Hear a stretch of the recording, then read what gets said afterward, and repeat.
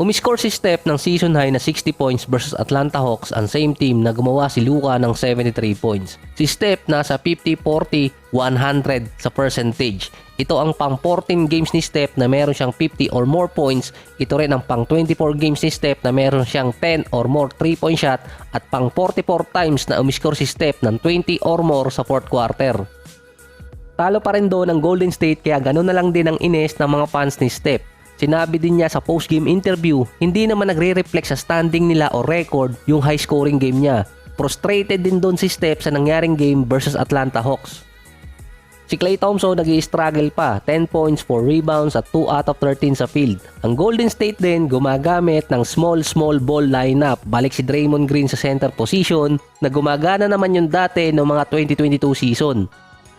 Meron silang Jordan Poole at Klay Thompson dati mula sa 3-point area. Ang system kasi ng small ball lineup nitong Golden State, volume scoring mula sa labas, ball movement para magkaroon ng spacing at makascore sa loob. Ang Golden State din ng mga nakarang season, number 1 sila sa assist. Ngayong season naman, number 6 sila. Based nga sa Twitter burst mula sa mga fans, kailangan na talaga ni Steph ng tulong at bakit wala pa rin ginagawa ang Golden State na hindi mag-trade. So isama nila doon sa package si Klay at itong si Wiggins para magkaroon ng tulong si Steph. Offensively, ang Golden State may scorer pa rin. Si Klay at si Kuminga bukod dito kay Steph, pero si Klay nga nag-i-struggle. Ang Golden State din top team pagdating sa bench scoring kasi kalat ang scoring nila.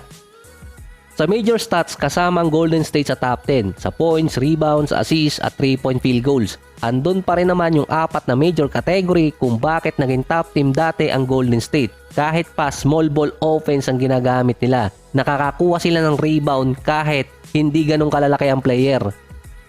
Based sa sinabi ng mga fans na kailangan ng tulong ni Steph, ang tanong doon, anong klaseng tulong ang kailangan niya? Offense or defense ba? Kasi sa stats, sa defensive end talaga may problema ang Golden State ngayon. Pang number 21 sila sa points allowed, pang number 7 sila sa points per game. 119 sa opensa, 118 sa points allowed. Sila ang top 3 worst team pagdating sa points allowed sa West. Actually, tabla sila ng Dallas. Sila ang number 2 best offensive team sa West. Pang number 24 naman sila sa defensive rating sa buong liga na mas mababa pa sa kanila ang Dallas at hindi naman sila nakakalayo sa Bucks. Wala si Gary Payton na defensive player ng Golden State.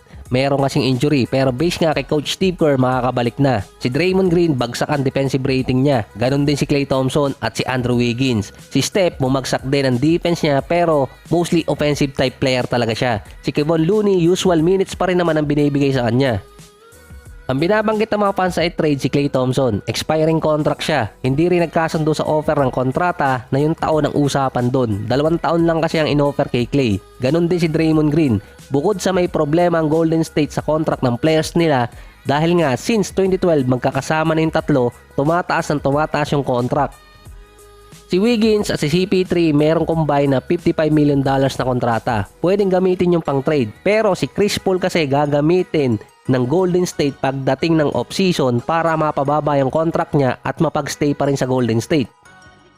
Tanging si Wiggins ang tradable doon na mayroong malaking kontrata. Hindi rin di umano iti-trade basta-basta ng Golden State si Klay at si Draymond Green dahil sila ang most influential player sa franchise kasama si Steph.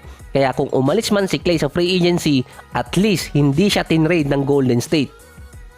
Ang lumalabas pa doon ang Golden State ang may utang kina Klay at Draymond kasama si Steph dahil sila nga ang nagpataas ng value ng team since 2012. Sabihin nating andyan yung antics ni Draymond, wash na si Klay, pero yung nagawa kasi nila dati mula sa $360+ million na value ng Golden State nung nag-champion sila ay tumaas yun sa $7.7 billion ngayon.